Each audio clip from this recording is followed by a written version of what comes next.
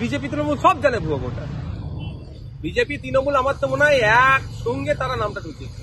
দেখুন, বিধানসভা থেকে লোকসভা পর্যন্ত এটা অস্বীকার করার কোনো জায়গা নাই। যারা সংখ্যাগরিষ্ঠতা নিয়ে এসেছে, যা তাদের আচরণ, সেখানে যারা সংখ্যালঘু, মানে সংখ্যার ভিত্তিতে বলছি, ধর্মীয় ভিত্তিতে বলছি না, সে কিভাবে দমন করে নয়, বাইরে নয়। 147 জনকে পার্লামেন্ট থেকে বরখাস্ত করে কটা বিল পাস করে নিয়েছিল, খেয়াল আছে আমাদের? তার রেস ধরুন এখানেই চলছে।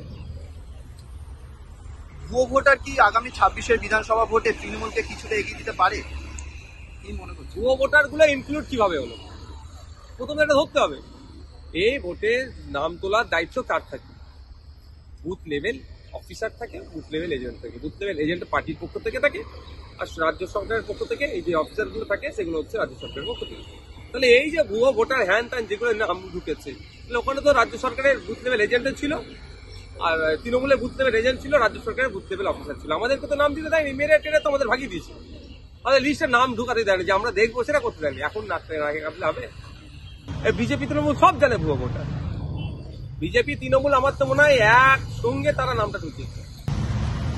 যাদবপুরে গতকাল ওম প্রকাশ মিশ্রকে ঘিরে বিক্ষোভ দেখায় ছাত্ররা। সেখানে ওম প্রকাশ মিশ্রের অপসারণ দাবিও তারা করেন, এবং সেখানে দাঁড়িয়ে পুলিশ নামানো হয়েছিল যাদবপুরের শিক্ষাঙ্গনে, তারও বিরোধিতা করে তারা।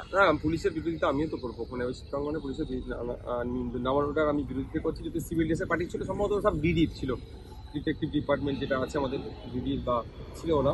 তো ব্যাপারটা তো দেখুন, এই যাদবপুর বিশ্ববিদ্যালয়ের অচলাবস্থাকে কাটিয়ে তুলতে গেলে আলোচনা, ছাত্রদেরকেও নমনীয়তা হতে হবে, এবং যারা অথরিটি আছে তাদেরকেও, যারা ছাত্র এটা মাথায় রাখবে, তাদেরকে সেই আচরণ করে ছাত্র এবং শিক্ষকদের যে সম্পর্কটাকে আবার